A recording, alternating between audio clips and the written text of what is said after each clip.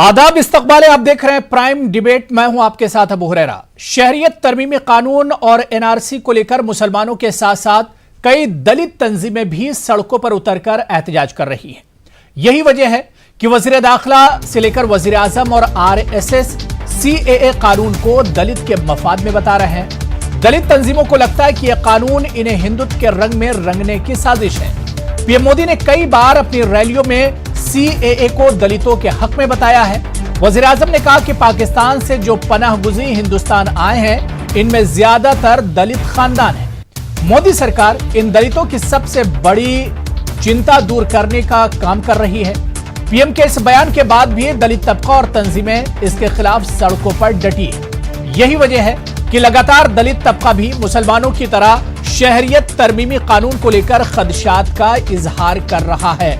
कई अहम सवाल हैं कि आखिर दलितों को इससे क्या कुछ परेशानी है। क्या वाकई में शहरियत तरमीमी कानून और एनआरसी के निफाज के बाद दलितों में परेशानी बढ़ेगी, इन्हें भी मुश्किलात का सामना करना पड़ेगा। आज प्राइम डिबेट में हम इसी को समझेंगे, लेकिन सबसे पहले इस पर कुछ बयान सुनिए। आखिर मुल्क के दलितों का क्या कुछ कहना है इस कानून को लेकर।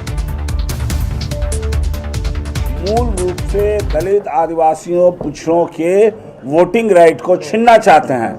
जो डॉक्टर भीमराव अंबेडकर ने संविधान में ताकत दिया, उसको कमजोर करना चाहते हैं, उसको काट करके ये मनुवादी संविधान बनाना चाहते हैं। ये उसका प्रतीक के रूप में पहला चरण है वोटिंग राइट छीनने का। इसलिए पूर्ण रूप से दलित आदिवासी विरोधी कानून है। इसलिए पूरे दलित लोग, आज देश भर का दलित ऑर्गेनाइजेशन इसके विरोध में है। दलितों के लिए भी नहीं, दलितों के लिए ही ये नुकसानदायक है।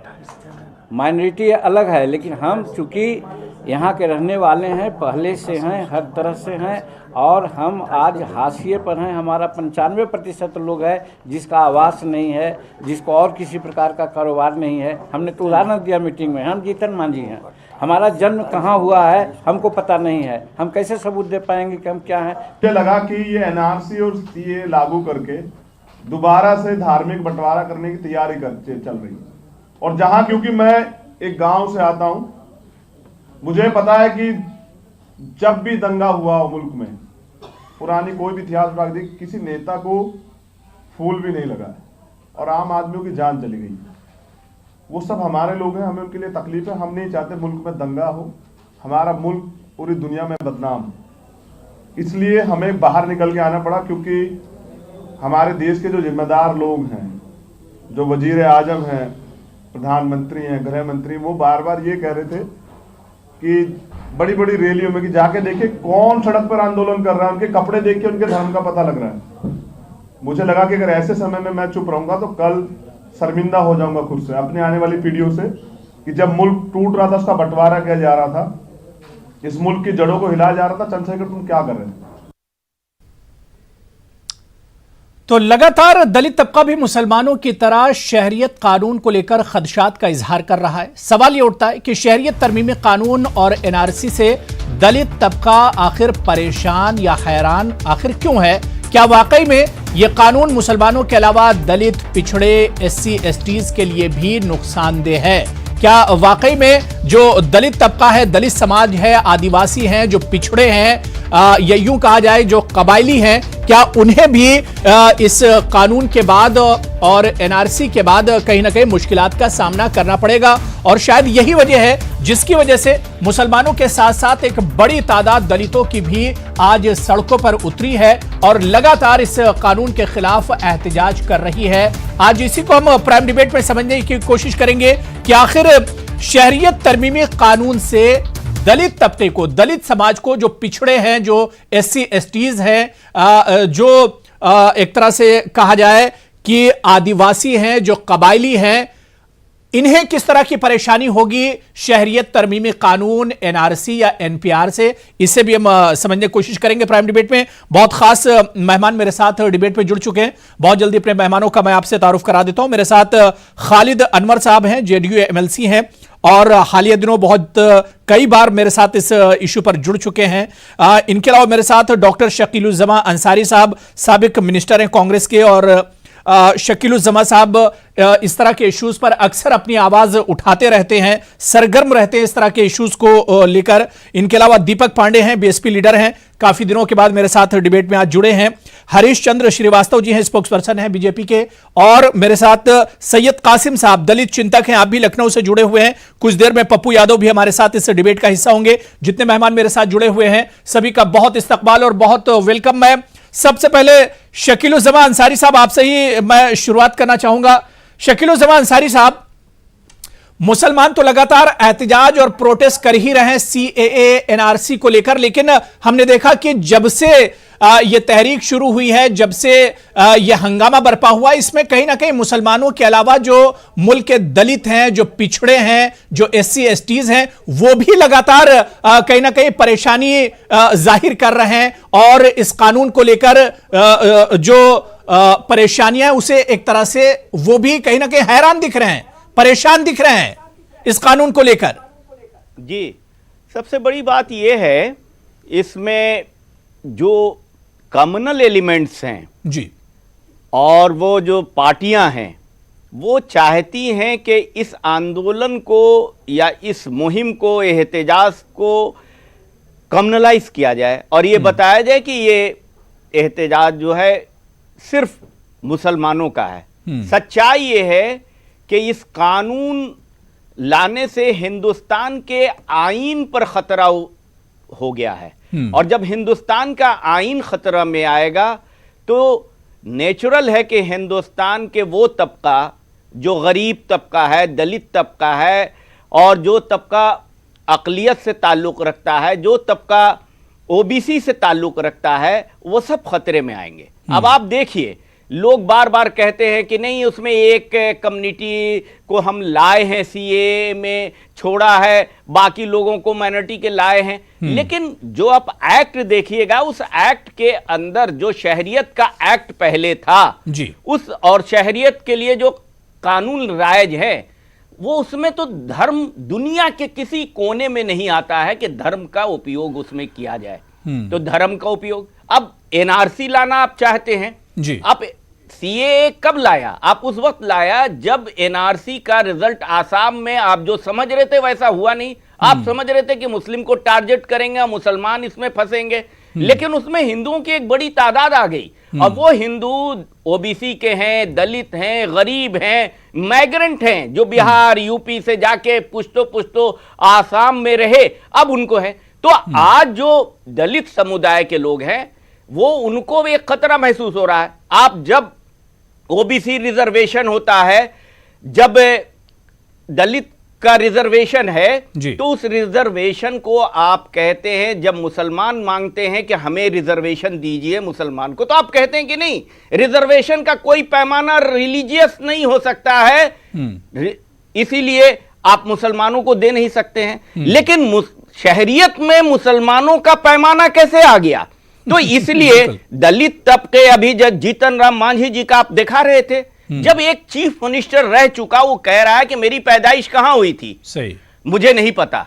तो बाकी दलित जो एकदम गरीबी की सतह में रहते हैं, गांव में पिछड़े और ऐसे नोमैडिक ट्राइब्स हैं, जो कबीला के तबके जो हैं, जो एसटी के लोग हैं, वो कहां से आपके कागजात भर सकेंगे एनपीआर का? और एनपीआर में वो भी आप कह रहे हैं नेट से, और नेट से आपका जो अधिकारी जाएगा, वो अधिकारी क्या नेट में भर रहा है उनको पता भी नहीं चलेगा। तो जाहिर सी बात है, यही तमाम वजह है जिसकी वजह से दलित और पिछड़े जो है वो भी इस कानून से कहीं ना कहीं परेशान दिखते हैं। खालिद अनवर साहब, मैं आपके पास आना चाहूंगा। खालिद अनवर साहब, एक सेकंड में अपनी लास्ट जी बात पूरी कर लीजिए। शकील साहब, बात पूरी कर लीजिए। एक मिनट, एक सेकंड में मैं अपनी बात पूरा करूं। जी कि असली मसला ये है कि ये जो आरएसएस से ये सरकार चल रही है, उनके फरमान पर चल रही है। आज एनआरसी आएगा, ट्रिपल तलाक बिल आ गया, 370 बिल आया, तो उनका एक बड़ा एजेंडा है आरएसएस का कि दलित के रिजर्वेशन को खत्म किया जाए, और उस रिजर्वेशन को खत्म करने के लिए कुछ थोड़ी कार्रवाई भी की गई है। इसलिए दलित तबका, ओबीसी तबका इस बात के लिए फिक्रमंद है कि उनके रिजर्वेशन भी खत्म होंगे और उनकी शहरियत पर भी आंच आएगी। बिल्कुल नहीं, बिल्कुल इस पर हरीश चंद्र श्रीवास्तव जी हैं, वो जवाब देंगे, उनसे भी हम उनके पास भी जाएंगे। मैं खालिद अनवर साहब आपके पास आना चाहूंगा। खालिद अनवर साहब, इतना तो जाहिर है, जिस तरह से हम देख रहे हैं कि मुसलमानों के अलावा जो बिरादरान वतन है, जिसमें बड़ी तादाद में दलित और पिछड़े और ओबीसी या एससी एसटीज हम कह लें, वो बड़ी तादाद में मुसलमानों के साथ एहतिजाज में शामिल हो रहे हैं बाकायदा। तो कहीं ना कहीं ये जो तबकात हैं, दलितों के खासतौर से हम बात करें, ये महसूस करते हैं कि इनका भी नुकसान है इसमें, इसी वजह से शायद ये सड़कों पर उतरने को मजबूर हुए हैं। देखिए अबू हुरैरा साहब, देश में एनडीए अलायंस के पहले चीफ मिनिस्टर थे नीतीश कुमार, जिन्होंने ये ऐलान किया, और आपके सामने भी मैंने ये बात कई बार रखी है कि एनआरसी बिहार में किसी कीमत पे लागू नहीं होगा। उस एनआरसी पे जब बात हो रही थी तो नीतीश कुमार ने साफ साफ ये बात कही थी कि इससे मुसलमानों को कितना खतरा है वो तो अलग है, लेकिन दलितों को, अति पिछड़ों को सबको खतरा है एनआरसी से। और एक बदकिस्मती ये है कि मुल्क की अपोजिशन पार्टियों ने एनआरसी सीएए को मुसलमानों से जोड़ दिया, मुसलमानों को डराया, मुसलमानों को धमकाया, और जो इसका लार्जर एजेंडा होना चाहिए था उस एजेंडे से ये लोग भटक गए। और इससे बड़ी बदकिस्मती यह है कि मुसलमानों को बीच चौराहे पे लाके खड़ा कर दिया, और ये खुद अपोजिशन पार्टियां दुविधा में फंस गई कि मुझे क्या करना। उनके एक चीफ मिनिस्टर कहते हैं कि एनआरसी होगा, दूसरे चीफ मिनिस्टर कहते हैं कि नहीं होगा, एक चीफ मिनिस्टर कहते हैं कि एनपीआर होगा, दूसरे चीफ मिनिस्टर कहते हैं नहीं होगा। तो इन अपोजिशन पार्टियों ने, आपने बहुत अच्छा डिबेट रखा अबू हुरैरा साहब के, ये इससे दलित, ओबीसी और ईबीसी सब लोग मुतासिर होंगे, लेकिन आप एक बात बताइए, क्या अपोजिशन पार्टियों ने इस बात को लोगों को समझाया? क्या वो सड़कों पे निकलने के लिए तैयार हैं? क्या वो अपने स्टेट्स में इस बात का अपने चीफ मिनिस्टर से ऐलान करा रहे हैं कि एनआरसी नहीं होगा, जिस तरह नीतीश कुमार ने आगे बढ़ करके सबसे पहले मुल्क में ये ऐलान किया कि हम एनआरसी किसी कीमत पे लागू नहीं होने देंगे, चाहे हमारी हुकूमत रहे या जाए। तो ये सही बात है। इसका अगर एनआरसी होता है तो उससे सबसे ज्यादा मुतासिर होंगे दलित, सबसे ज्यादा मुतासिर होंगे पिछड़ा, सबसे ज्यादा मुतासिर होंगे अति पिछड़ा। लेकिन अपोजिशन पार्टियों ने एक हंगामा खड़ा करके मुसलमानों के लिए हुआ खड़ा किया, और नतीजा ये हो रहा है कि इसको पोलराइज करने की कोशिश हो रही है, इस इशू को हिंदू मुस्लिम का इशू बनाने की कोशिश हो रही है। और ये बहुत खतरनाक हो जाएगा अगर सिर्फ मुसलमानों को सड़क पे जैसे कि छोड़ दिया गया है, और वो यकीन करने के लिए तैयार नहीं है कि इस मुल्क में एनआरसी नहीं होने वाला है। इस मुल्क में मुसलमानों की शहरियत पे कोई सवाल खड़ा नहीं कर सकता जब तक नीतीश कुमार जैसे लीडर हैं जो हर हाल में हर कम्युनिटी के साथ खड़े हैं। तो ठीक है, यही हाल होने शकील साहब कुछ रिएक्शन देना चाह रहे हैं जी। शकील जमा साहब बता रहा था कि इन्होंने अपोजिशन किसके मुतालिक ये कह रहे हैं, नीतीश कुमार ने सीएए के पक्ष में पार्लियामेंट में रहे हैं, और एनआरसी के बारे में ये कुछ बोल रहे हैं जो एनआरसी है, और अपोजिशन की बात कर रहे हैं। अरे इस मुल्क का होम मिनिस्टर, आप बोलिए ना खालिद साहब के होम मिनिस्टर कॉमनल बात कहा, पार्लियामेंट के फ्लोर से उसने कॉमनल बात कहा कि हमने इन कम्युनिटी को, इस कम्युनिटी को, इस कम्युनिटी को रखेंगे और इस कम्युनिटी को नहीं रखेंगे। तो ये तो नीतीश कुमार के पार्टनर बीजेपी के होम मिनिस्टर बोल रहे हैं। तो आप अपोजिशन, आप किसकी तरफ इशारा है, ये बात समझ में नहीं आ रहा है। आप छुपते भी नहीं और सामने आते भी नहीं, ये क्या पर्दा है? ये नहीं, थोड़ी देखिए अलायंस होने की वजह से थोड़ी सी मजबूरी तो है खालिद अनवर साहब की, जेडीयू क्योंकि एनडीए की अलायंस है, थोड़ी मजबूरी तो है। हमारे यहाँ कोई कंफ्यूजन नहीं है। हमने सीएए पे सपोर्ट किया था, और सपोर्ट इसलिए किया था कि कुछ शरणार्थियों को नागरिकता देने के लिए सपोर्ट किया था। हमने किसी को धमकाने के लिए नहीं किया था, हमने इसलिए नहीं किया था कि किसी को धमकाया जाए। और सीएए का सपोर्ट नागरिकता देने के लिए किया था। बिल्कुल, आप बताइए किस भी पे सपोर्ट किया था? आपको नहीं पता था क्या कि ये नागरिकता जो दी जाएगी उसमें एक तबका को नहीं दिया जाएगा? क्या आपने उस समय बिल को नहीं पढ़ा था क्या? नहीं, उस समय भी बिल कहा था। और आज की बात है, आज वो नहीं बात की बात है, आपने बिल को नहीं पढ़ा था क्या? सुनिए शकील साहब, देखिए अबू हुरैरा साहब, ठीक है शकील साहब, शकील जमा साहब, शकील साहब और दीपक, मैं आ रहा हूं।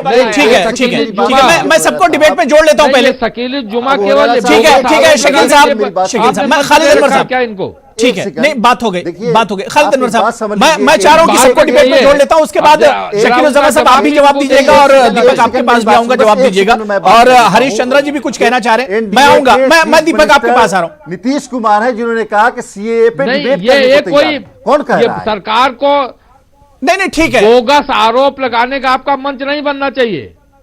नहीं ठीक है, मैं हरीश जी आ रहा हूं, हरीश जी आपके पास भी आ रहा हूं। मैं एक रिएक्शन दीपक से ले लेता हूं, उसके बाद आ रहा हूं। दीपक, मायावती जी ने उस वक्त कहा था, जिस वक्त इस कानून की बात चल रही थी, उस वक्त मायावती ने कहा था कि ये जो बिल है आम समाज और खासतौर से दलित और मुसलमानों के लिए बहुत नुकसानदेह होगा। और आज कहीं ना कहीं हम देख रहे हैं कि मुसलमानों में और दलितों में एक चिंता और परेशानी देखी जा रही है इस कानून को लेकर। अबू हुरैरा भाई, सबसे पहले देखिए कि एक एजेंडा सेट किया जा रहा है। ये बोला जा रहा है कि सबसे पहले बोला जा रहा था कि मुसलमान इसका विरोध कर रहे हैं, फिर अब बोला जा रहा है कि दलित विरोध कर रहे हैं। इसका विरोध पूरे भारतवर्ष के लोग कर रहे हैं, बस बीजेपी नहीं कर रही है। तो ऐसा अगर जो कोई बोल रहा है या आप बोल रहे हैं तो ये मैं इसका सबसे पहले खंडन करता हूं। आप ऐसा मत बोलिए, आप ऐसा बोलिए कि पूरा भारतवर्ष विरोध कर रहा है, इसमें कोई मुसलमान और कोई दलित नहीं है। इसमें मैं खुद विरोध कर रहा हूं, हमारे साथी विरोध कर रहे हैं, तो मैं कैसे कह दूं कि केवल मुसलमान और दलित विरोध कर रहे हैं? इसका पूरा भारतवर्ष विरोध कर रहा है। आप जहां भी पोल हो रहा है, पोल को उठा करके देख लीजिए, कहा जहां भी सर्वे हो रहा है, सर्वे को उठा के देख लीजिए, हर जगह पे हम लोग इसका विरोध कर रहे हैं। और विरोध का आंकड़ा उठा करके देखेंगे तो उन समर्थन करने वालों से लाखों ज्यादा होते हैं। तो ये कहना, ये एजेंडा सेट किया जा रहा है बीजेपी के द्वारा। आप देखिए, बीजेपी की रैली की जाती है समर्थन में, तो कितने लोग आते हैं? 2, 4, 10 लोग या 10,000 लोग आ पाते हैं मुश्किल से। और जहां विरोध किया जा रहा था, लाखों लाखों की भीड़ आ रही है। तो ये क्या है कि एक प्रायोजित एजेंडा है, सरकार है उनकी, तो वो जो चाहते हैं वो अपने प्रशासन के द्वारा, अपने जो टीवी एजेंडा के जो उनके चैनल्स हैं प्रायोजित, जिसे गोदी मीडिया कहा जाता है, उसके द्वारा प्रचारित करते हैं। ये कहना सरासर गलत होगा कि मुसलमान और दलित विरोध कर रहे हैं। इसका ठीक है, मैं दीपक आपके पास आ रहा हूं। इस वक्त मेरे साथ पप्पू यादव साहब, जो कि प्रेसिडेंट है जन अधिकार पार्टी के, फोन लाइन पर मेरे साथ जुड़ चुके हैं, क्योंकि राज तौर पर मेरे साथ टेक्निकल प्रॉब्लम की वजह से नहीं जुड़ पाए हैं। पप्पू यादव साहब, न्यूज़ 18 उर्दू में आपका बहुत इस्तकबाल है। पप्पू यादव साहब, हम लगातार देख रहे हैं कि शहरियत तरमीमी कानून यानी CAA और NRC के खिलाफ जो एक आवाज उठी जो एक तहरीक चली थी, वो पूरे मुल्क में लगातार बढ़ती जा रही पप्पू यादव साहब। और हम देख रहे हैं कि सिर्फ मुसलमान ही नहीं, बल्कि मुल्क के दलित, पिछड़े, गरीब और जो OBC या SC ST जो, उनमें भी एक चिंता देखी जा रही है इस कानून को लेकर। जी देखिए, एक बात समझिए जी, ये इस देश के इतिहास पर हमला है, इस देश के कल्चर पर हमला है। एक वजीर अपने मुल्क को कैसे तोड़ सकता है? एक वजीर अपने मुल्क के से नफरत कैसे कर सकता है? आप हमको ये बताएं। एक वजीर हमारे ही खून से, एक पप्पू यादव का एक भाई बुद्ध की आइडियोलॉजी को कबूल कर लिया, पप्पू यादव का दूसरा भाई जीने के लिए, मुस्कुराने के लिए इस्लाम की आइडियोलॉजी कबूल कर लिया, तीसरा भाई सिखिज्म को कबूल कर लिया। खून तो एक है ना। सही। हमारे पतन आप ये देखिए ना, आप देश के मुख्य मुद्दों को भटकाने के लिए आपने महंगाई, आप GDP, नोटबंदी, काला धन, आप किसान, आप बेटियों की सुरक्षा, आप देश 28 में 25 राज्य जो है गरीबी रेखा के नीचे है। अब आप हमको एक बात बताइए, हम सीधा जानना चाहते हैं कि आप इस मुद्दों को आपने कितना ह्यूमिलेट किया? पहले आप दलितों को मनुवादियों के द्वारा ह्यूमिलेट किए, जब इस्लाम की आइडियोलॉजी तो बुद्ध के 600 साल बाद आए, 600 साल बाद आए, और जब फिर आपने मुसलमानों को टारगेट कर दिया। बस आपका इतिहास क्या है? आप तो 25 साल मात्र पहले आपने RSS का निर्माण किया। आपकी क्या इतिहास? आप इंडिया के भारत के झंडे से कब आपको मोहब्बत हो गई? लेकिन पप्पू यादव साहब, सवाल ये उठ रहा है कि होम मिनिस्टर अमित शाह जी, मोदी साहब और RSS और बीजेपी सभी लगे हुए हैं कि इसमें किसी का नुकसान नहीं होने वाला है, इसमें किसी की नागरिकता नहीं छीनी जाएगी। बार बार भरोसा दिला रहे हैं, लेकिन बार बार हम देख रहे हैं कि आप लोग एहतजाज कर रहे हैं, प्रोटेस्ट कर रहे हैं, लगातार सड़कों पर उतर रहे हैं। आखिर भरोसा क्यों नहीं है? यकीन क्यों नहीं हो रहा है पप्पू यादव साहब सरकार पर? सर, सरकार और नेता पर यकीन? क्या बात आप करते? पुलवामा की जांच क्यों नहीं करा लिए? आप जांच करा लेते। और यकीन कानून बनाने वाला जा करके कह रहा है कि ये सही है। आज तक आपने सुना कभी कानून? और सर पहले सुनिए, खिलाफ षड्यंत्र में शामिल है। सर पहले सुनिए, नागरिकता जो है, आप ये मेंबर पार्लियामेंट नागरिकता हैं, कौन, आपको इस तरह की भाषा नागरिकता बोलते हैं कौन रोक रहा है? माननी चाहिए। मुझे आप एक बात आपको इस तरह बताइए, की भाषा बोलते हैं अदनान माननी सामी चाहिए। को आपने नागरिकता दिया, आप मेंबर तो पार्लियामेंट जिसके होकर के फादर ने हमारे संविधान का अपमान कर भारत रहे पर हैं। हमला किया, कानून कौन का अपमान नागरिकता कर को रहे हैं। रोक रहा है? जिस आर्टिकल कानून को 14, लेकर आर्टिकल के 45 इस पार्लियामेंट मुल्क में की कौन आने से सेलेक्ट रोकता कमेटी ने है? आपको सारे हिंदू दलों ने सम्राट पास किया बनना था, है, लंबे टाइम आपको तक भारत पास को किया हिंदू था। राष्ट्र बनाने और के लिए उसको जबरदस्ती आप जिन मुल्कों में आप 73% लोगों के पास ताकत साहब नहीं है। बोल रहे थे, ठीक है हरीश जी मैं आ रहा हूँ। हरीश जी पप्पू यादव जी को सुन लेते हैं, फिर मैं आ रहा हूँ। हरीश जी मैं आ रहा हूँ, थोड़ा सा और इंतजार कर लीजिए। पप्पू यादव जी जल्दी से बात पूरी कर लीजिए, उसके बाद मैं आ रहा हूँ। आप बर्थ सर्टिफिकेट 87 में बना, फिर ये हरीश जी और को चुप कराइए, आप पहले चुप कराइए, वो उसका बारी आएगा तो बोलिएगा। ने आवाज बर्थ उठाया सर्टिफिकेट कब है? 69 में कानून बना, 87 में इम्प्लीमेंट हुआ, प्रताड़ित किए गए 69 में कानून बना, ये जो 87 में इम्प्लीमेंट देश हुआ, के खिलाफ और आप हमको दादा हरीश श्रीवास्तव जी मैं आ रहा हूँ आपके पास। देखिए एक एक करके बोलेंगे तो आवाज समझ में आएगी। पप्पू यादव जी ऑनलाइन पर हैं, इस वजह से थोड़ी सी आवाज भी कट कर आ रही है। मैं हरीश जी मैं आ रहा हूँ आपके पास, आ रहा हूँ। पप्पू यादव को सुन लेते हैं, उसके बाद आते हैं जी। आप देश में पहली बार धर्म के आधार पर थोड़ा सा ऑडियो डाउन कर दी। मैं पप्पू यादव जी मुझे पप्पू यादव जी मेरा सवाल सुन लीजिए। मुख्यमंत्री कहता है पप्पू यादव जी मेरा सवाल सुन लीजिए। पप्पू यादव जी मैं ये कह रहा हूं कि सरकार पर भरोसा आखिर क्यों नहीं हो रहा है? सरकार बार बार कह रही है कि किसी की नागरिकता नहीं छीनने जा रहे हैं। सर सुनिए, तो पहली ये कहने की जरूरत क्यों है? जब आपने कानून लाया तो क्यों जा रहे हैं आप भीड़ में बताने के लिए? इसका मतलब आप गलत है। आप इसमें हमारे आर्टिकल 14 के तहत कौन रोका? 45 के तहत नागरिकता को कौन रोक रहा था? अदनान सामी का आपने करवाया, हम लगातार ले रहे हैं, लेकिन आपको एक कौम को टारगेट करना है क्योंकि आपको लग रहा है कि जो मुद्दे हैं वो हमारे पास कुछ बचा नहीं, इकोनॉमी समाप्त हो गई, हमारी युवा क्रांति के लिए बढ़ रहा है, 7.9% महंगाई बढ़ गई। अब आप बताइए कि इस कानून सही है, ये क्यों बोलना पड़ रहा है? ये लगातार ह्यूमिलेशन करते हैं ये, और जिस कानून की बात ये करते हैं इनसे सीधा पूछिए, आधार कार्ड को ये नहीं मानते हैं। आधार कार्ड पर ये प्राइम मिनिस्टर का 2 बार वोट लिए हैं, तो जब आधार कार्ड की मान्यता नहीं है तो प्रधानमंत्री की वैल्यू तब खत्म कर दीजिए, क्योंकि वोट आप आधार कार्ड पर लिए हैं। आपको बिल्कुल डेमोक्रेसी में आपको रिजाइन कर देना चाहिए।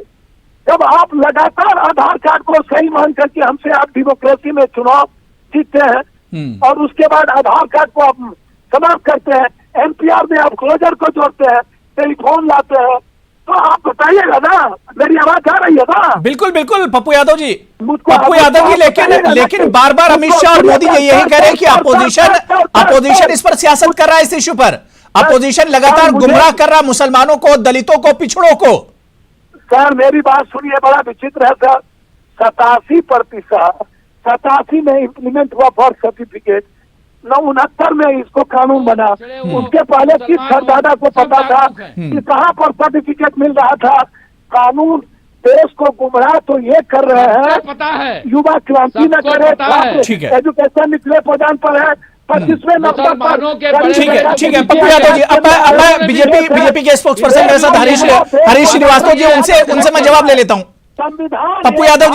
पप्पू यादव जी थोड़ा सा और समय दीजिए। मैं हरीश श्रीवास्तव जी मेरे साथ जुड़े हुए। हरीश श्रीवास्तव जी सीधा पप्पू यादव जी का इल्जाम यही कि सरकार हिंदू मुसलमान को और मुल्क को बांटना चाह रही है। पप्पू यादव जी का आरोप बोगस है, पूरी तरह से झूठा है, बेबुनियाद आरोप है। सरकार ने मुसलमान हो, सिख हो, ईसाई हो, सबके साथ बराबरी का व्यवहार किया, जितनी योजनाएं हैं सबको साथ बराबरी से लाभ दिया। कोई ये मुल्क में नहीं कह सकता कि उसके साथ भेदभाव हुआ। पप्पू यादव जी का राजनीति प्रेरित बोगस बयान है और कपोल कल्पित बातें हैं, बेबुनियाद बातें हैं। लेकिन हरीश श्रीवास्तव जी ये बताइए कि मुसलमानों के बाद दलित क्यों डरे हुए हैं? जो पिछड़े हैं, जो आदिवासी, वो क्यों डरे हुए हैं? नहीं हुआ है, ये प्रायोजित स्लोगन है, ये कोई डरा नहीं हुआ है, प्रायोजित स्लोगन है। आप पढ़े लिखे पत्रकार हैं, आपने CAA कानून पढ़ा होगा। ये कानून नागरिकता उन माइनॉरिटी के लोगों को नागरिकता देने के जो प्रताड़ित किए गए, जिनके बच्चे मार दिए गए, जिनकी प्रॉपर्टी कब्जा कर लिया गया, और मुसलमान उन देशों में माइनॉरिटी में नहीं है। सुने क्या आप जैसा व्यक्ति जब इस तरह के स्लोगन बोलता है, हरीश जी पप्पू यादव जवाब दे रहे हैं। ठीक है, पप्पू यादव जी जवाब दे रहे हैं, सुन लीजिए जी। पप्पू यादव जी, एक बात बताइए, बहुत चिंता है, बांग्लादेश के हिंदुओं की बहुत चिंता है, और अपने भारत में जो प्रताड़ित किए जाते हैं, जो आपके नेताओं के द्वारा मारे जाते हैं लोग, आपकी चिंता तो आपको नहीं है। जी पप्पू यादव जी कंटिन्यू कीजिए।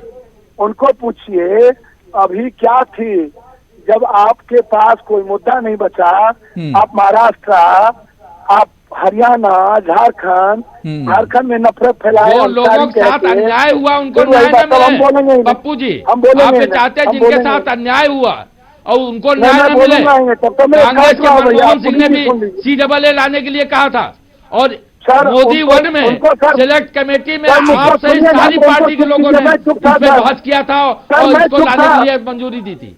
आप लोग बात करते हैं शंकर जी को हरीश जी सुन लीजिए, क्योंकि बहुत देर नहीं है।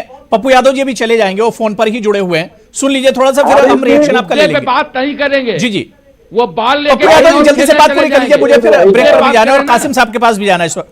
जी पप्पू यादव जी पे बात करते हैं, NRC जो उस पर अभी चर्चा नहीं हुई सरकार में, उस NRC की बात क्यों करते हैं? अरे आप झूठ बोल रहे हो, झूठ बोल रहे हैं, आपको साल बाद पता है होती है।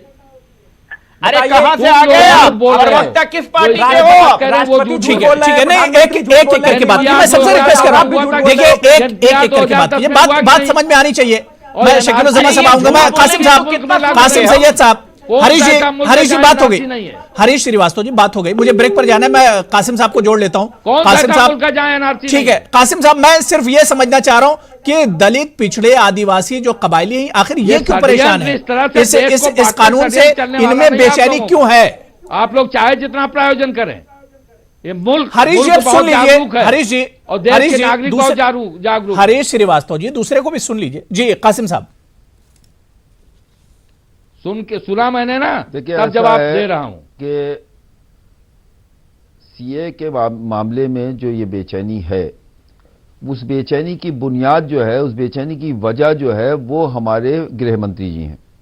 क्योंकि गृह मंत्री जी ने पार्लियामेंट में, हाउस में जो बयान दिया, प्रेस कॉन्फ्रेंस में जो बयान दिया, अपनी रैलियों में जो बात कही, वो कहीं ना कहीं CAA को NRC से जोड़ती है। देखिए, उन्होंने अपने पहली बार उन्होंने ये कहा कि ये जो हमारा CAA है, ये विदेश क्या, बांग्लादेश, पाकिस्तान और अफगानिस्तान से आए हुए उन लोगों को नागरिकता देने के लिए है जो वहां प्रताड़ित किए गए।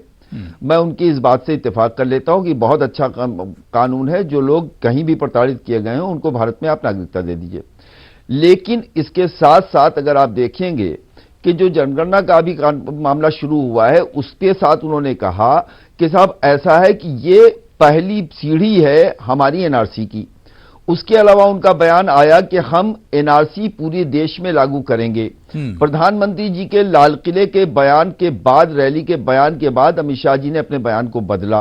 देखिए, कहीं ना कहीं कंफ्यूजन जो हुआ है, उसकी वजह कहीं ना कहीं वो बयानात हैं जिन बयानात से ये कंफ्यूजन पैदा हुआ। मैं श्रीवास्तव जी, पप्पू यादव साहब, अनवर साहब, सबकी बातों को गौर से सुन रहा था। मैं सिर्फ 1 से 1.5 मिनट चाहूंगा। मैं इस बात को तस्लीम कर लेता हूं कि जो ये CAA जो है, ये बनाया गया है नागरिकता देने के लिए। जब नागरिकता देने के लिए बनाया गया है तो पूरे देश को, क्या आसाम की हमने NRC नहीं देखी कि पूरे देश को पहले लाइन पे लगाया जाएगा, उनसे कागजात मांगे जाएंगे, कागजात लिए जाएंगे, उसके बाद ये तय होगा कि ये भारत के नागरिक हैं या विदेशी हैं। अगर विदेशी हैं तो विदेश में कहां से आए हैं, बांग्लादेश से आए हैं कि अफगानिस्तान से आए हैं कि पाकिस्तान से आए हैं। उसके बाद साहब उसमें से फिर उनको नागरिकता दी जाएगी। अब सवाल यहां पर जो आज आपकी डिबेट का, प्राइम डिबेट का जो मौजू है कि दलित पिछड़ा परेशान क्यों है, देखिए हमारे यहां दलितों को यह है कि ये दलित है, ये पिछड़ा है, इसके सर्टिफिकेट बनाए जाते हैं, जाति प्रमाण पत्र मिलता है।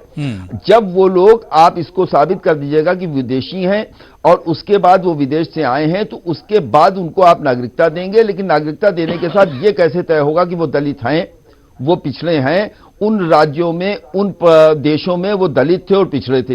ये एक चीज पहली है। दूसरी चीज ये है कि नागरिकता के मामले में, CAA के मामले में जो डॉक्यूमेंट हैं, जो कागजात मांगे जा रहे हैं, जो कागजात लिए जाएंगे, जो कागजात लगाए जाएंगे, उसमें 2-3 ऐसी अहम चीजें हैं जिसमें जन्म प्रमाण पत्र है, आपको मैं यकीन के साथ कहना चाहता हूं, इस बात को श्रीवास्तव जी भी मानेंगे कि जिस गांव से हम लोग आते हैं वहां आज भी 60% तबका ये नहीं जानता है कि हमारा जन्म कहां हुआ था, हमारा जन्म प्रमाण क्या है। आप देखें रामविलास पासवान जी ने आज कहा है कि हमको ये नहीं मालूम हमारे पिताजी कहां पैदा हुए थे। ये एक ऐसा मुद्दा है कि आप अपना जन्म प्रमाण पत्र नहीं दे पाएंगे। ठीक है, दूसरी चीज आपको खितौनी चाहिए। आज भी हमारे देश में करोड़ों लोग भूमिहीन हैं, उनके पास खितौनी नहीं है, और उन करोड़ों लोगों में वो लोग हैं जो दलित हैं, पिछड़े हैं, आदिवासी हैं, कमजोर तबके के हैं। मैं बड़े दावे के साथ बोल रहा भाई, ये बात इस चैनल से जिम्मेदारी से कहना चाहता हूं कि जो मुस्लिम की बेचैनी है, मैं ये बात कह दूं कि मुसलमान अपने लिए बेचैन नहीं है, मुसलमान देश के संविधान के लिए बेचैन है, मुसलमान देश की जनता के लिए। चूंकि हमने पहले भी कहा है कि अंग्रेजों से हमने जंग लड़ी, सबसे ज्यादा लोग हमारे फांसी पे चढ़े, सबसे ज्यादा लोग हमारे बिल्कुल। अब डिबेट जारी रखेंगे। बहुत छोटा सा मुझे एक कमर्शियल ब्रेक लेना है। पप्पू यादव भी हमारे साथ जुड़े थे, लेकिन टेक्निकल प्रॉब्लम की वजह से आगे नहीं जुड़ पाएंगे। बहुत छोटा सा ब्रेक लेना, और ब्रेक से जब लौट कर आएंगे तो हरीश श्रीवास्तव जी, मैं आपसे सबका रिएक्शन लूंगा। और सवाल यही उठ रहा है कि शहरियत तरमीमी कानून से आखिर नुकसान किसे है और फायदा इसमें कौन अपना देख रहा है, इस पर भी हम बात करेंगे। छोटे से ब्रेक के बाद फौरन हाजिर होते हैं। तो शहरियत तरमीमी कानून पर एहतिजाज का दायरा रोज बरोज एक तरह से बढ़ता ही जा रहा है। शहर शहर अब लगातार इसके खिलाफ एहतिजाज हो रहा है, लेकिन सवाल ये उठ रहा है कि मुसलमानों के साथ साथ जो दूसरे बिरादरान वतन है, उनमें आखिर क्यों तशवीश पाई जा रही है। मुल्क के जो दलित, पिछड़े और जो आदिवासी और कबायली हैं, उनमें आखिर इस कानून को लेकर इतनी ज्यादा उलझन और बेचैनी क्यों है। आज इसी को हम प्राइम डिबेट में समझने की कोशिश कर रहे हैं। बहुत खास मेहमान मेरे साथ जुड़े हुए हैं। मैं ब्रेक के बाद हरीश चंद्र श्रीवास्तव जी आपके पास आना चाहूंगा। पैनल पर जितने लोग जुड़े, सबने कुछ ना कुछ अपनी बात कही है। शकीलुज्जमान अंसारी साहब, इसके अलावा खालिद अनवर साहब और दीपक पांडे, और इसके अलावा कासिम सैयद साहब ने। मैं हरीश ये चाह रहा हूं कि ब्रेक के उस पार डिबेट में जिस तरह से शकीलुज्जमान अंसारी साहब ने कहा कि इस पूरे इशू को जानबूझकर दरअसल कंफ्यूजन पैदा किया गया इसमें, ताकि हिंदू मुसलमान को बांटा जाए और इस पूरे इशू को कम्युनलाइज किया जाए। यह सरकार की जानी बूझी एक तरह से एक सियासी चाल है। श्रीवास्तव जी, ये देखिए, शकीलुज्जमा साहब और ये जो शकील अनवर साहब, खालिद, इन लोगों के पूरे जो आरोप है पूरी तरह से बोगस आरोप है। ये कांग्रेस, टीएमसी और सपा जैसे जो खालिद अनवर साहब देखिए आपके अलायंस से ही हैं, जेडीयू से हैं खालिद अनवर साहब जी। बिल्कुल नहीं, उनका वो जो कह रहे हैं वो भी देखिए, एनआरसी को लेकर प्रधानमंत्री जी ने बहुत साफ साफ पहले कह दिया कि एनआरसी पे कोई चर्चा नहीं हुई सरकार में, एनआरसी न हम लागू करने जा रहे हैं। और दूसरी बात, मैं कासिम साहब की बात का जवाब दूंगा। ये तो कुछ दल जो सत्ता की सीढ़ी बनाने, इसको सीढ़ी बनाना चाहते हैं, इसलिए झूठी और फरेब की बात से देश को गुमराह करना चाहते हैं। मैं कासिम साहब ने जो 2-3 सवाल उठाए उसका जरूर जवाब देना चाहूंगा। देखिए, जो उन्होंने एनपीआर को लेकर के कि ये कॉलम है वो कॉलम है, अरे भाई, जब प्रधानमंत्री जी, गृह मंत्री जी, बाकी सारे जिम्मेदार लोग ये कह चुके कि जो नागरिक जो बता देगा, हम अपने नागरिक पे भरोसा करते हैं। नहीं तो ये भी वही मान लिया जाएगा कि ये भी कहा कि एनपीआर आएगा, उसके बाद एनआरसी आएगा। पूरी क्रोनोलॉजी उन्होंने बता दी है। उन्होंने तो बार-बार अपनी रैलियों में कहा है कि एनआरसी हम लाकर रहेंगे। अरे भाई, बार-बार कंफ्यूजन तो यही है। आप जो श्रीवास्तव जी, कंफ्यूजन तो यही है। लोगों में डर तो इसी वजह से हुआ कि पीएम कुछ और बोलते हैं और अमित शाह आप जैसे लोग क्रिएट करते हैं। नहीं, कंफ्यूजन तो आप जैसे लोग क्रिएट करते हैं। जब फाइनल अथॉरिटी ने एक बार बोल दिया, एक बार नहीं 10 बार बोल दिया, तो इस बात को आप क्यों करते हैं? और दूसरी चीज, न्यायालय है, कोर्ट है, प्रधानमंत्री जी ये बात कह रहे हैं, चुनावी रैली में बोल देते हैं, प्राइम मिनिस्टर ये बात कह रहे हैं तो कि भाई जो सूचना जो देगा उसको हम मान लेंगे, हम कोई कागज नहीं मांग रहे हैं। तो ये जो तरह तरह का भ्रम फैलाया जा रहा है, ये एक केवल जो फ्रस्ट्रेटेड दल हैं वो इसको सत्ता की सीढ़ी बनाना चाहते हैं। उनको और कोई नहीं मिलता तो मुसलमान की राजनीति करने लगते हैं, आपसे एक छोटा सा प्रश्न आप जवाब दीजिएगा। जबकि दलित हो या मुसलमान हो, सब देश के साथ खड़े हैं। हरीश जी, दीपक कुछ सवाल कर रहे हैं। हरीश श्रीवास्तव जी, हरीश श्रीवास्तव सुन लीजिए, बनाए आप। दीपक कुछ सवाल कर रहे हैं, उनका सवाल ले लीजिए। फिर मैं आ रहा हूं, खालिद अनवर साहब आ रहा हूं, शकील उज़्ज़मा साहब आपके पास भी आ रहा हूं। लॉ लेकर के आए, सीए लेकर के आए, तो इससे मुसलमानों को अलग कौन रखा? जब अलग कौन रखा ये बताइए पहले, उसके बाद दूसरा प्रश्न आपसे होगा। अरे श्रीमान जी, मुसलमान उन मुल्कों में माइनॉरिटी नहीं है, माइनॉरिटी सताए गए पाकिस्तान, बांग्लादेश और अफगानिस्तान में, वहां बहुसंख्यक नहीं सताए गए।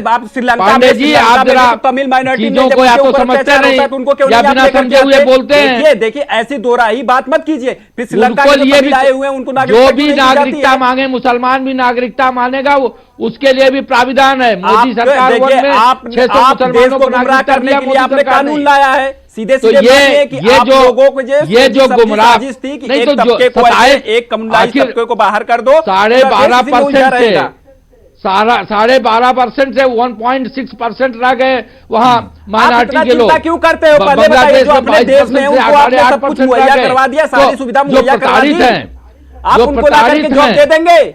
आप बताए 7.2 बेरोजगारी बढ़ गई है, 60 साल में चरम पे है, आप इनको कुछ दे नहीं पा रहे हैं। देखिए बात होगी, हरीश जी बात होगी, हरीश श्रीवास्तव की बात होगी, भूखे मरते हैं। मैंने बहुत टाइम ले लिया, हरीश श्रीवास्तव जी अब दूसरे को सुन लीजिए। बात हो गई, दीपक बात हो गई, रोजगार दे देंगे। दीपक जी बात हो गई, मुझे लग रहा है जवाब मिल गया। मैं शकील उज़्ज़मा अंसारी साहब, शकील साहब, जिस तरह से हरीश श्रीवास्तव जी कह रहे हैं कि भाई मुसलमानों के तो बहुत से मुल्क हैं, मुसलमान तो कहीं भी जाकर रह सकते हैं, मतलब इस तरह की जो मंशा है जिस पर लगातार होम मिनिस्टर साहब का भी बयान आता रहा है। एंकर महोदय, आप भी बातों को डाइवर्ट आइडियोलॉजी के खिलाफ बोल रहे हैं। ये महात्मा गांधी की आइडियोलॉजी के खिलाफ चूंकि गोडसे के लोग हैं। हिंदुस्तान ने कहा है पूरी दुनिया एक कुटुंब है और यहाँ सबका जो प्रताड़ित है कहीं भी है उसका स्वागत है। लेकिन इनकी पार्टी कह रही है कि प्रताड़ित में भी भेदभाव और धर्म करो। आप लोग पूरी दुनिया के जो एक्ट है, रिफ्यूजीज एक्ट है, रिफ्यूजीज के लिए जो दर्शन है, देश की जनता उसके ये विरोध में ये कानून आ रहा है। पूरी दुनिया में हिंदुस्तान की बदनामी और शर्मसार हो रहे हैं, और इसलिए हो रहे हैं। आज आपका जो डिबेट बहुत अच्छा है, आपके आप ये कह रहे हैं कि कौन कौन लोग कहीं बदनामी नहीं है।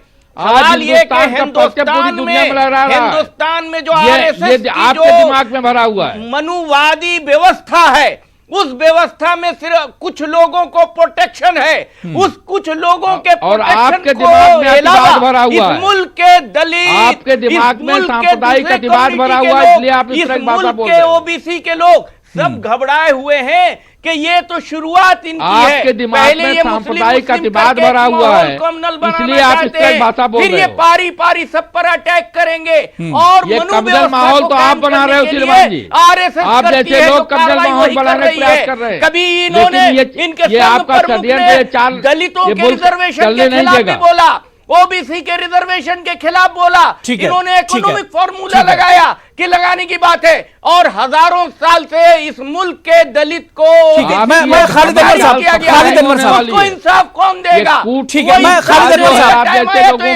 ठीक है, हरीश जी बात हो गई, हरीश जी बात हो गई, शकील साहब बात हो गई, शकील साहब बात हो गई, खालिद अनवर बहुत देर से वेट कर रहे हैं कि अंग्रेजों के टाइम में भी डीनोटिफाइड को जिस तरह से एक कैंप में रखा गया था, आज फिर साजिश चल रही है कि दलितों को, ओबीसी के लोगों को फिर एनआरसी के जरिए एक डिटेंशन कैंप में डालने की कोशिश की जाए। ठीक है, शकील साहब बात हो गई। खालिद अनवर साहब, जिस तरह से हरीश जी देखिए बीच में बोलेंगे तो फिर किसी की आवाज समझ में नहीं आएगी। दिल्ली में 3 लोग एक ही जगह पर बैठे हुए, प्रॉब्लम हो जाएगी अगर बीच में बोलेंगे। मैं लेकिन हरीश जी आपसे इतना जरूर कहना चाहूंगा, हरीश जी आप बहुत विद्वान हैं और अक्सर मेरे साथ डिबेट में आप जुड़ते भी हैं। आपने कहा कि हिंदुस्तान की कहीं बदनामी नहीं हो रही, हमारे मुल्क की कहीं बदनामी नहीं हो रही है। कल की ही आप खबर देख लीजिए, जो डेमोक्रेसी इंडेक्स है 2019 का, उसमें 10 पायदान हिंदुस्तान नीचे लुढ़क गया है। यह तो हमारे लिए शर्म की बात है। मैं खालिद अनवर आपके पास आना चाह रहा हूं। खालिद अनवर साहब, लगातार जिस तरह से हम देख रहे हैं कि प्रोटेस्ट और एहतजाज और तहरीकें चल रही हैं, लेकिन सरकार पीछे हटने का नाम नहीं ले रही है। नहीं देखिए, नहीं, आप मुझे बताइए जिन मुल्कों में माइनॉरिटी के लोग सताए गए, मैं हरीश जी आ रहा हूं, दोबारा से आ रहा हूं। पाकिस्तान हरीश का, जी सुन लीजिए, बांग्लादेश थोड़ा सा का सुन और लीजिए, फिर- अफगानिस्तान का अरे आपका डेमोक्रेसी आइडियल हरीश जी, पाकिस्तान है, इसलिए हरीश कि श्रीवास्तव जी। मोदी का प्लेन जो है ना ठीक लाहौर है। में उतर जाता है, इसलिए ठीक है। आप पाकिस्तान की बात करते हैं। ठीक है, शकील साहब मैं आ रहा हूं, हिंदुस्तान शकील के साहब मैं आ रहा हूं, एक- मुसलमान एक- एक और करके बात रख लीजिए। हिंदुस्तान के दलित, ठीक है, हिंदुस्तान के शकील आम जमान साहब शहरी बात हो गई, बात क्या आप है आपको? किसी लैंड में अपने मानते दिमाग ही को नहीं है, साफ पाकिस्तान कीजिए। है क्या? एक शकील शकील जमान साहब, अपना साफ कीजिए। शकील जमान साहब साहब, को झूठे प्रचार में आने वाला नहीं है। शकील जमान साहब, शकील जमान साहब, देखिए शकील एक जमान करके साहब, बात रख आपकी लीजिए। बातों में आपके झूठे प्रचार ठीक है, में खालिद साहब, ये मुल्क खालिद की अनवर साहब, जनता नहीं आने कंटिन्यू वाली कीजिए। है। हरीश साहब, आपकी हरीश जमात जी के लोग नहीं आने वाले हैं। हरीश जी सुन लीजिए मैं थोड़ा ये सा। कह रहा जी। हूं कि देखिए जी, पूरे जी। मुल्क में एहतजाज हो रहा है, बिहार में भी एहतजाज हो रहा है, हर मुल्क के हर कोने में एहतजाज हो रहा है। और सबसे जेडीयू बड़ी में भी बात एहतजाज यह हो रहा कि है। इसमें खालिद अनवर साहब, खवातीन- जेडीयू में भी एहतजाज हो रहा है। नहीं, जेडीयू में जो एहतजाज हो रहा है, हमारी पार्टी डेमोक्रेटिक पार्टी है और डेमोक्रेटिक वैल्यूज में यकीन रखते हैं, इसके लिए फिक्र करने की जरूरत नहीं है। लेकिन मुल्क में जो मुस्लिम खवातीन निकली हैं या और खवातीन आई हैं, एहतजाज कर रही हैं, तरीका ये होना चाहिए था, पहले बिल को लाने से पहले ये तरीका होना चाहिए था कि मुल्क के लोगों को सरकार एतमाद में लेती, जो नहीं लिया गया। और उसके बाद जब एहतजाज हो रहा है तो हुकूमत को यह समझना चाहिए, जो हुकूमत में जो लोग हैं, जो सरकार में लोग हैं, उनको यह समझना चाहिए कि ये एहतजाज करने वाले कोई दूसरे नहीं हैं, ये हमारे लोग हैं और उनसे कम्युनिकेशन करना चाहिए। मैं अबू हुरैरा साहब, मैं आपको मिसाल देता हूं कि जब ये बात बिहार में आई, नीतीश कुमार ने असेंबली के फ्लोर से ये ऐलान किया कि जो लोग भी इस पे डिबेट करना चाहते हैं हाउस के अंदर, हम तैयार हैं इस पे डिबेट करने के लिए, बात करने के लिए तैयार है। उन्होंने अनाउंस किया कि एनआरसी तो नहीं होगा, लेकिन एनपीआर में जो एडिशनल क्वेश्चन बढ़ाए गए हैं उस पर बात की जाएगी और सीएए पे भी डिबेट करने के लिए तैयार है। तो मैं ये कह रहा हूं कि आप वोट दे और चुके। हम जब लोग कानून एहतजाज बनवाने कर में रहे आपका हैं, हिस्सा दलित है। एहतजाज कर रहे हैं, हम माने। मुस्लिम एहतजाज कर रहे हैं, पूरा मुल्क अगर एहतजाज कर रहा है तो हुकूमत में बैठे लोगों को कोई जिद, हुकूमत जिद से नहीं चला करती है, हुकूमत में बैठे लोगों को बातचीत करनी चाहिए। लोगों की जो आशंकाएं हैं, जो अपोजिशन ने एक भ्रम फैला दिया है, अपोजिशन कामयाब हो गया लोगों के अंदर भ्रम फैलाने में, उस भ्रम को कैसे दूर किया जाए, कैसे लोगों के दिलों से खौफ दूर किया जाए, इसके लिए हुकूमत को बात करनी चाहिए लोगों से। आप बोल रहे हैं ना, तो आप सीएए के खिलाफ हैं जदयू, ये क्लियर बता दीजिए ना आप सीएए यहाँ। के इम्प्लीकेशन पे एनालिसिस करने के लिए तैयार है। नहीं, बिल में वोट वोट देके एनआरसी नीतीश के कुमार ने खिलाफ एनआरसी के लिए कहा है, लेकिन सीए के लिए कुछ खालिद नीतीश साहब की कुमार बात ने का नहीं एक कहा है। जवाब दे उन्होंने दूं वोट अगर- दिया है हरीश जी, राज्यसभा में। उन्होंने पार्लियामेंट में वोट दिया है। बोलने से नहीं होगा, वो बोले ना सीए से नहीं होगा। आपका आप पता नहीं क्या चाहते हैं, आप क्या चाहते हैं? आप सीए आप देखिए, विड्रॉवल हो, उस पर आपने बोला सीए खालिद गैर साहब, कानूनी है, भारत के खालिद आईन के साहब, खिलाफ है, उस पर आपने बोला नहीं बोला। आप बोल रहे हैं एनआरसी से खालिद साहब, नहीं, और होम NRC पे मिनिस्टर भी बोला है, होम NPR मिनिस्टर खालिद कह साहब, रहा है, पे भी होम बोला। मिनिस्टर कह अब रहा है अमित शाह आप अगर कि सुनने it is को the first तैयार step। नहीं है शकील साहब, खा- अगर अपोजिशन ये नहीं। बात सुनने को तैयार नहीं खालिद है, साहब, मैं हरीश जी आ रहा हूं, हरीश जी एक मिनट, हरीश जी मैं आ रहा हूं। आप मैं- सच्चाई बताइए ना, आप सच्चाई क्या मैं ये है कह आप रहा ये हूं, बताइए। मैं ये कह रहा हूं कि जी, जी। अगर सरकार पहले से लोगों को एतमाद में लेती कि कुछ लोग हैं जिनको नागरिकता देनी है, जिनको बिना मजहबी एतमाद एतबार में से लिए हुए आपने वोट टॉर्चर कैसे किया दे दिया गया पार्लियामेंट के अंदर? हमको तो एतमाद में इसलिए हमने वोट दिया। अच्छा, और आप लेकिन इसके उसको मतलब आप नाम पक्ष से में खालिद हैं। साहब, आप पक्ष में ये बोलिए खालिद ना साहब, कि मैं इसी ये आपकी के बात का खिलाफ जवाब दे नहीं, देता आप हूं। पक्ष में हैं। लेकिन मैं हरीश जी आ रहा हूं, हरीश जी आ रहा हूं। जी, आपकी बात का मैं जवाब दे देता हूं। ठीक है। आप बात कीजिए कि आप सीए के पक्ष में हैं, हम जो एनआरसी साफ का इस बात फर्स्ट के पक्ष स्टेज में है, हैं फर्स्ट स्टेज कि है। एनआरसी नहीं होना एनआरसी चाहिए, का फर्स्ट स्टेज एनपीआर है। के एडिशनल क्वेश्चन पे सीए बहस एनआरसी होगी, का सीए फर्स्ट के स्टेज है, इम्प्लीकेशन आपके पे भी होम बहस के लिए मिनिस्टर ने तैयार कहा है है। नीतीश कुमार। और जो ये कह रहे हैं कि कैबिनेट में डिस्कशन नहीं हुआ, ये बेवकूफ लोग कहते हैं। जब अभिभाषण, राष्ट्रपति के अभिभाषण में ये लाया गया एनआरसी का, वो कैबिनेट की मंजूरी के बाद जाता है। इसके मतलब ये हुआ कि एनआरसी का डिस्कशन कैबिनेट में भी हुआ है और नरेंद्र मोदी देश के प्रधानमंत्री झूठ बोल रहे हैं, जुमलेबाजी कर रहे हैं। एनआरसी का कोई अभी नहीं कुछ आया, क्या ठीक है, बात कर ठीक रहे है, हैं? ठीक है, हरीश जी कुछ रिएक्शन देना चाह रहे हैं। शकील साहब बात हो गई, शकील साहब, खालिद अनवर साहब बात हो गई, थोड़ा सा सुन लीजिए। देखिए हरीश श्रीवास्तव जी को सवाल करना चाह रहे हैं। नहीं आया अभी ठीक है, शकील साहब, शकील जमान साहब, बीजेपी की सरकार, शकील साहब आप सुन लीजिए, बन गया है क्या? शकील जमान अंसारी साहब सुन लीजिए, सुन लीजिए जी। श्रीवास्तव जी, हरीश जी। खालिद साहब, आपने ये बात कही कि पूरे मुल्क को विश्वास में नहीं लिया। आप सम्मानित लेजिस्लेटिव काउंसिल के मेंबर हैं, मैं ये स्वतः भी आप सम्मानित प्रतिनिधि हैं। उनको एतमाद मोदी 1 में इसी बिल को लेकर के CAA को लेकर के ही सेलेक्ट कमेटी में सारे दल के लोगों ने लंबी बहस की और सबने स्वीकृति दी है। नहीं, ये आज जो दल ये कह रहे हैं उस वक्त हमने चर्चा नहीं की। आप ये रिकॉर्ड है ना, ये तो पार्लियामेंट का रिकॉर्ड है, आप खुद देख सकते हैं। इसी बिल को लेके मोदी 1 में सेलेक्ट कमेटी में सारे दल के प्रतिनिधियों के साथ बात हुई है, सारे दल के प्रतिनिधियों ने इस पे अपनी मंजूरी दी है। तो ये बात कहना कि मुल्क को विश्वास, ये गलत है। जो दल ये कहते हैं वो केवल एक राजनीतिक स्वार्थ तो राष्ट्रपति जी को विश्वास में नहीं लिया लगता है, क्योंकि उन्होंने तो बोल दिया था। उसके बाद प्रधानमंत्री जी बोलते हैं कि होगा ही नहीं, तो आपने तो राष्ट्रपति जी को नहीं लिया, शकील अनवर को विश्वास में नहीं लिया गया होगा, क्योंकि इनके दिमाग में सफाई नहीं है। तो ठीक है, मैं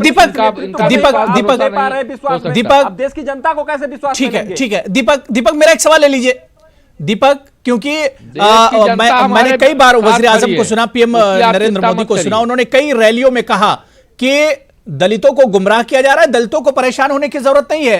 पीएम मोदी ने अपनी एक रैली में यह भी कहा कि पाकिस्तान से सबसे ज्यादा जो नागरिक हिंदुस्तान में नागरिकता के लिए आ रहे हैं उसमें सबसे ज्यादा दलित हैं, और यह बहुत बड़ा काम दलितों के लिए यह सरकार कर रही है। फिर आखिर दलित इस सरकार पर भरोसा क्यों नहीं कर रहे हैं? आज क्यों परेशान है दलित इस कानून को लेकर? अबू हुरैरा भाई, मैं आपको बताता हूँ क्या हुआ था। नोटबंदी हुई थी, तो नोटबंदी का भरोसा तो सरकार के साथ जो छोटे तबके के लोग हैं थोड़ी दिन परेशानी झेल लें, उसके बाद क्या होगा कि आतंकवाद खत्म हो जाएगा, काला धन हरीश जी सुनिए, मैं आ रहा हूं, मैं चाह रहा हूं एक एक करके बात कीजिए। हरीश जी, मैं आ रहा हूं दोबारा से। सारी समस्याएं सब खत्म हो जाएंगी, उसके बाद सब कुछ ठीक हो जाएगा। लेकिन आपने देखा उसके बाद क्या हुआ, नोटबंदी का एक ऐसा प्रकोप आया, एक ऐसी त्रासदी के रूप में उभर के आई कि जो देश को एक गर्त में लेके चली गई है और धसाती जा रही है। ऐसे ही सीए और एनआरसी है। आपको बता दें, ये जो बोला जा रहा है सबसे ज्यादा इससे प्रभावित कौन होगा, तो सबसे ज्यादा एससी एसटी प्रभावित होंगे, क्योंकि आपको बता दूं एससी एसटी में कुछ ऐसी जो जातियां हैं जिनके पास सैकड़ों साल से हम जानते हैं कि हमारे गांव और हमारे मोहल्ले के अगल बगल रहते हैं, लेकिन उनके पास कोई रहने का, क्योंकि वो 2-4 साल घूमने चले जाते हैं। वो लोग, उनका क्या कारोबारी ऐसा होता है, वो लोग जैसे नुक्कड़ नाटक टाइप के ऐसे कुछ अपनी प्रतिभाएं दिखाते हैं, खाते हैं और रहते हैं, फिर 2-4 साल बाद हमारे गाँव के बगल में आते हैं। उनके पास एक आधार कार्ड नहीं है, इनके एक कुछ नहीं है, क्योंकि उनके पास कुछ ऐसा चीज नहीं है, रहने का घर नहीं है, तो लोग कैसे दिखाएंगे? अच्छा, अब रही बात एनपीआर की, बात पे आ जाते हैं। ये लोग कहते हैं, तो भाई जब आपने आधार कार्ड बनवाए हैं, आधार कार्ड बनवाने में 10 साल लग गए और आप उसको फिर वैलिड नहीं मान रहे हैं, फिर हम मान लें कि पूरा देश आप एक बार फिर से पैसा बर्बाद हुआ है, पूरा सब कुछ बर्बाद हुआ है, उसके बाद आप उसको बोले वैलिड नहीं है, तो क्या मोबाइल नंबर में बस खाली ऐड करवाने के लिए आधार कार्ड बनवाए थे क्या? आप आधार कार्ड को भी नहीं मान रहे हैं। फिर आप एनपीआर लेके आएंगे, कुछ दिन बाद कह देंगे हम एनपीआर को भी नहीं मानेंगे, क्योंकि आप असम में एनआरसी लेकर के आए, जब एनआरसी फेल हो गया था आप उसे मानने को तैयार नहीं हुए। फिर उसके बाद सीए लेकर के आ गए। फिर एक डर तो है दलितों में, जाहिर सी बात है, ये तमाम वजह है जो एक डर है। मैं सैयद कासिम साहब जो बात दीपक पांडे कह रहे हैं, जाहिर सी बात है कि हम मुल्क में अगर दलितों की हालत की बात करें तो बहुत बुरी हालत में दलित हैं, और तकरीबन 6 करोड़ से ज्यादा दलित जिंदगी की तलाश में हमेशा घर बार छोड़कर पलायन करते रहते हैं। 85% दलित जो हैं गांव में रहते हैं, 81% दलितों के पास जमीन नहीं है।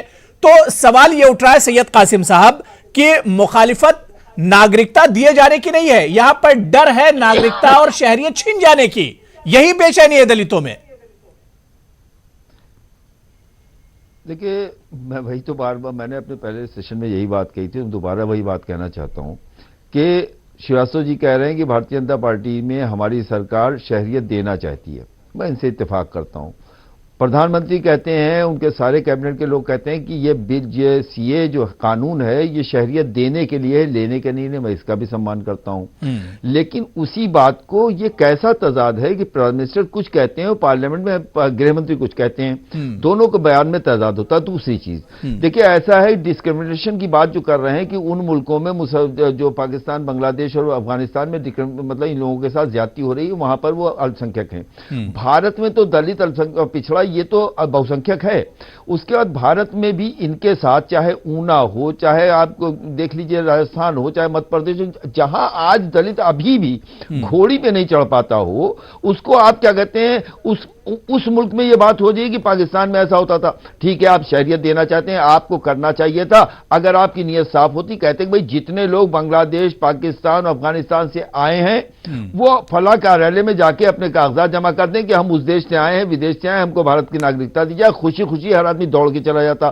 इस चंद लोगों के लिए आप पूरे मुल्क को लाइन में लगा देना चाहते हैं। पूरे मुल्क के लोग, श्रीवास्तव जी भी उस लाइन में लगे होंगे, मैं भी लगा हूंगा, दिलीप पांडे भी लगे होंगे, अनवर साहब भी लगे, सब उस लाइन में लग के अपने कागजात दें। दूसरी चीज, सबसे बड़ा अहम सवाल यह है कि ये 14 लाख जो आपके आसाम में लोग निकले, एनसीआर जो वहां पर एनसीआर में 14 लाख लोग निकले हैं, उन 14 लाख लोगों को लेकर ही आसाम में इतना बड़ा आंदोलन हो रहा है। आसामी उनको स्वीकार करने को तैयार नहीं।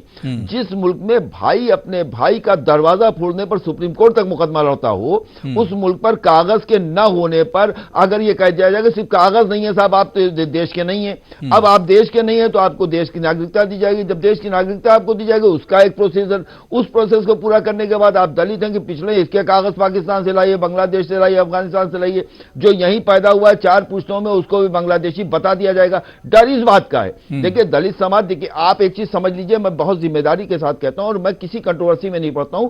और आप देखिए श्रीवास्तव जी भी मेरी इस बात से मुझे बीच में नहीं टोकते, क्योंकि मैं कंट्रोवर्शियल बात नहीं करता हूं। हिंदुस्तान का, भारत का रहने वाला हर नागरिक भारतीय है, और जो भारतीय नहीं है आपको इतना तो अमेंडमेंट करना चाहिए कि जो भारत के लोग नहीं हैं वो, और उसमें आप मुसलमान को इसी तरह रखिए कि जो हिंदू, सिख, बौद्ध, ईसाई और तमाम जो दूसरे मज़ाहिब के लोग जिनको आप नागरिकता देना चाहते हैं, आप रखते कि साहब अगर आप भारत के नहीं हैं तो आप आके कार्यालय में लिखाइए कि हम भारत में विदेश से माइग्रेट करके आए, हमको भारत की नागरिकता दी जाए। ये होती है ईमानदारी की बात। और जहां पर वोट की राजनीति शुरू होती है वहां पर यह शुरू होता है कि साहब पूरे मुल्क को आपने एक हिसाब में पैदा कर दिया, लोग सड़कों पे हैं, आंदोलन हो रहे हैं, तमाम कारोबार रुक गए हैं, कारोबार बंद हो गए हैं, गरीबी बेरोजगारी का ये हाल है, रिजर्वेशन का इतना बुरा हाल है। बिल्कुल बिल्कुल लग तो यही रहा है मुल्क के हालात देखकर कि मसले का हल निकलेगा ही नहीं। ऐसा लग रहा है कि ये सिलसिला चलता ही रहेगा। हरीश श्रीवास्तव जी, इस मसले का हल क्या है? लोगों में अगर डर है, मुसलमानों में, दलितों में, पिछड़ों में, जो आदिवासी, उनमें अगर डर है तो ये मसले का हल निकलेगा कैसे? क्या ये प्रोटेस्ट चलते रहेंगे? मां बहनें जो है वो घर के बाहर इस तरह से एहतजाज करती रहेंगी? मोदी जी की नहीं, ये प्रोटेस्ट के पीछे जो ताकतें हैं अपने आप थक जाएंगी। मोदी जी की सरकार को चलते हुए 6 साल हो गया। कौन सी ताकत? मुल्क के नहीं कौन सी ताकत है? हरीश श्रीवास्तव जी, कौन सी ताकत है जो 90 और 80 साल की जो बुढ़िया एहतजाज में बैठी है, वो किस ताकत की बिना पर बैठी हुई है? कांग्रेस पार्टी, ये कांग्रेस की ताकत पे, ये पैसा जो किराए के टट्टू लेके बैठा रहे, ये कांग्रेस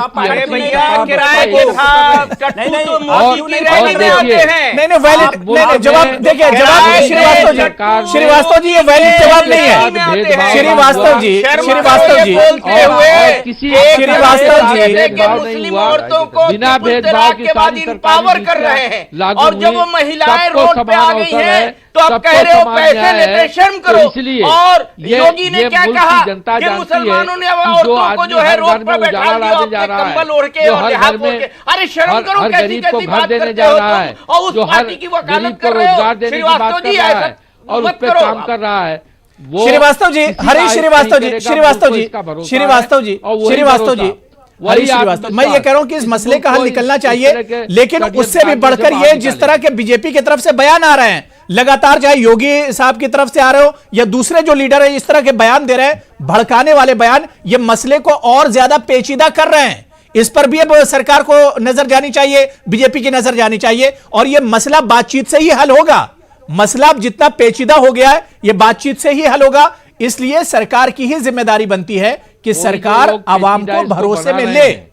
बहुत बहुत शुक्रिया मेरे साथ जुड़ने के लिए खालिद अनवर साहब, क्योंकि वक्त की कमी है।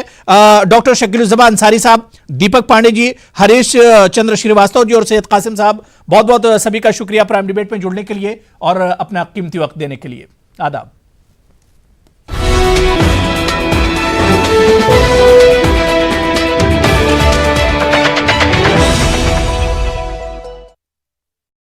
इन